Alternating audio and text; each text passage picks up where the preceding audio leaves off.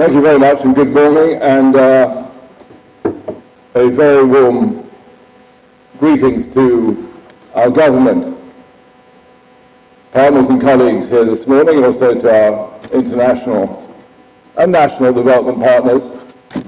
To all of you, and I'm very pleased to see you here. This is about you, the youth. I think I can say that now, these days. I'm no longer part of it. It's about you, it's about the future, so very pleased that you're here, and please give us your views when you have the opportunity to do it. It's absolutely vital that you act and you participate. I'd like to thank the media for bringing this hugely important topic to the doorsteps and the sitting rooms of the people of Liberia. I'd also like to thank you for your work. Really appreciate that. Hoping not to have forgotten anybody in this short introduction. Firstly, thank you very much to the government of Liberia and very much appreciate the leadership that you've shown, the leadership of the EPA with Professor Tape. It was 7th of March that we had the launch of this, the high-level launch of Stockholm+50. It seems a long time ago, but it was a important start to an important process, which today we'll see huge progress being made.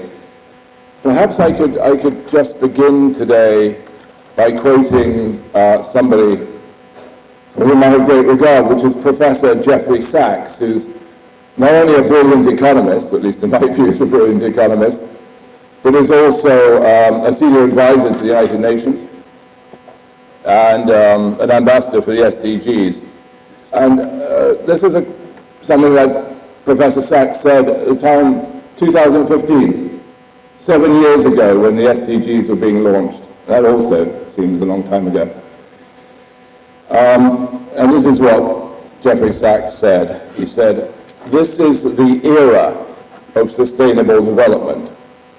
If we miss it, we've lost an opportunity that comes around once in a generation. And given the difficulties that we face in the world today, we cannot afford to wait for another generation. Because we've basically spent the last 2 generations since the Stockholm Conference on this dual agenda of development and environment, and we are now up against the wall. This really is our chance in this generation to get this right, and it's the last chance, quantitatively, to avoid fundamental mishaps for humanity. If it's a 2035 conference on sustainable development to make or break, then we've already broken. We've broken the intergenerational pledge and the safety of our planet. So I know Jeffrey Sachs was able to encapsulate in fairly few words what many of us think and render home very clearly the urgency of the discussions today, the discussions that Professor Tape mentioned in Glasgow, the discussions that will take place in Egypt later this year, COP27. But let me be absolutely clear, Liberia's commitment to integrating environmental management and its national development planning overall is clear in the National Determined Contributions, the NDCs, in the official submission to the UNFCCC in August 2021. To a great extent, the way environment is integrated into the PAPD. It clearly demonstrates Liberia's commitment to responsibly manage its environment, but also to contribute to the global efforts to mitigate the existential threats that we now face as a result of climate change. So these commitments create this platform not only for national but also for multilateral discussions on aligning Liberia's development interests as a net carbon sink. In other words, for those who, I suppose everybody knows this subject far better than I do here, so I better not run the risk of being patronizing, but Liberia basically absorbs, because of the full extent of its forests, a lot of the world's pollution. Liberia allows other countries to pollute and absorbs that pollution.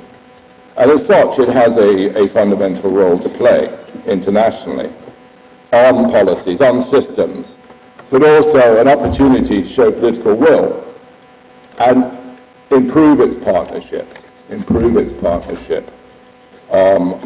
the global effort to mitigate and adapt to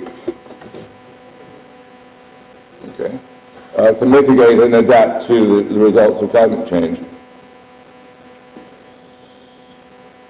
And here we have the challenge.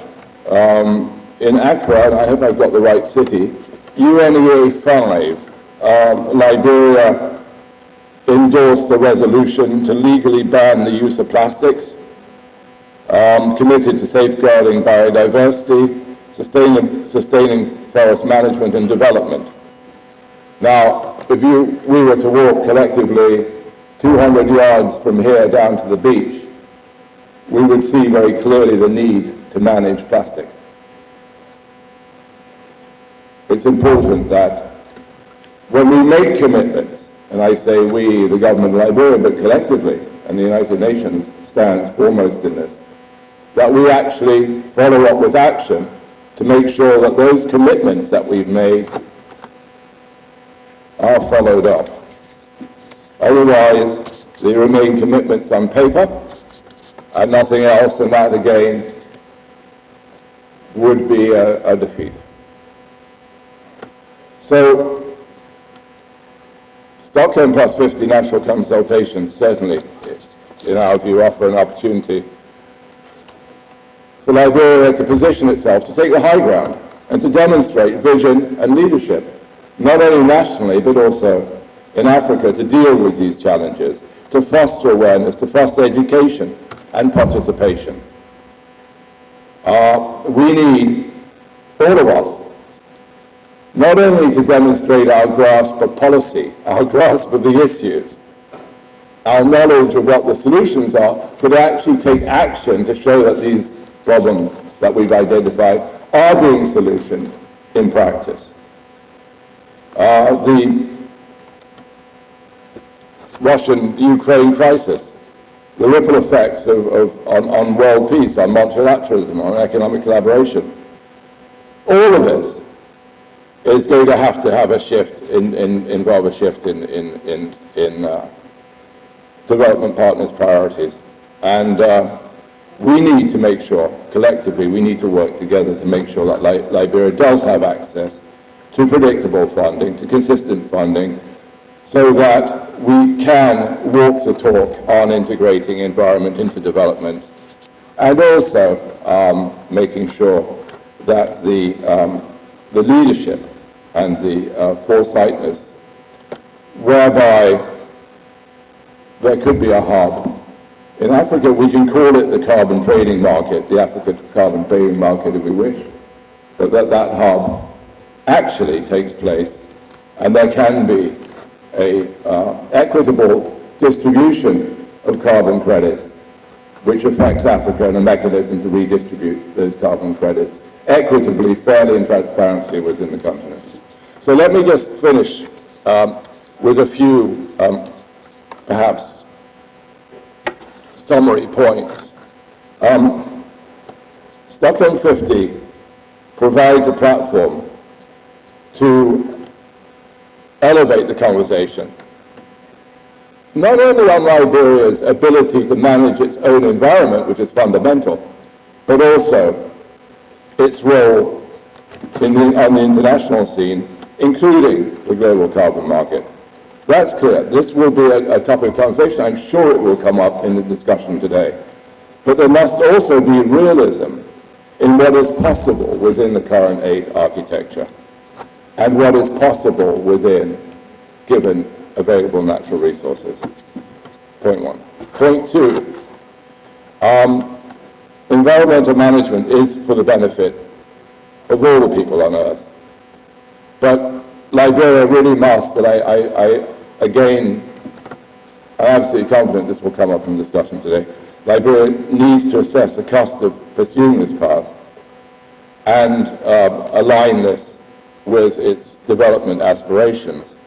So the environmental section, and we'll be hearing more and more and more about this. And if we don't hear so much about the impact of climate change on Liberia today, we will do so increasingly, that is for sure. So this discussion must be aligned with the national development discussion, but also making sure that there is investment, the resources are there to invest in environmental issues. We need to encourage this discussion today to continue. It wouldn't be a huge usefulness if we got to the end of today and said, well, that was great, that we can go home and we can worry about something completely different. This ownership, and again, I'm very pleased to see all of you today, I'm referring to our colleagues here in front. You need to take ownership. You need to foster this discussion. It needs to continue. If it lapsed for 10 years and suddenly it was taken up again, it would be too late. And I think Jeffrey Sachs was very clear on that. So we need national, we need subnational capacity, we need discussions at every level, and we need this discussion today to continue. I think I probably overstayed my welcome.